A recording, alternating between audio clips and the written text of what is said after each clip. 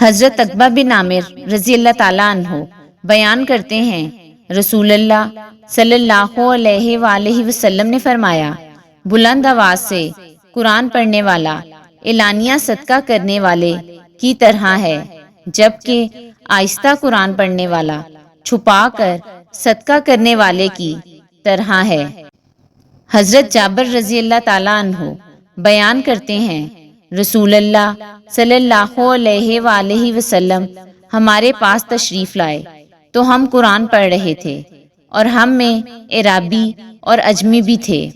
آپ صلی اللہ علیہ وآلہ وسلم نے فرمایا،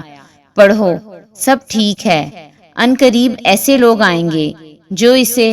اس طرح مبالغہ کے ساتھ درست کریں گے جیسے تیر درست کیا جاتا ہے۔ وہ دنیا میں ہی جزا چاہیں گے اور اسے آخرت تک مؤخر نہیں کریں گے، یعنی وہ طلب دنیا کے لیے پڑھیں گے۔ حضرت ابو ہریرہ رضی اللہ تعالیٰ عنہ بیان کرتے ہیں، رسول اللہ صلی اللہ علیہ وآلہ وسلم نے فرمایا،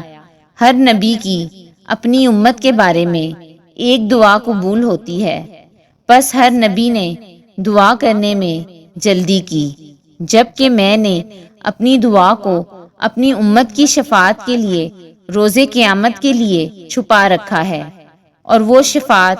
انشاءاللہ ہر اس شخص کو پہنچے گی جو اس حال میں فوت ہوا ہوگا کہ اس نے اللہ کے ساتھ کسی کو شریک نہیں ٹھہرایا ہوگا۔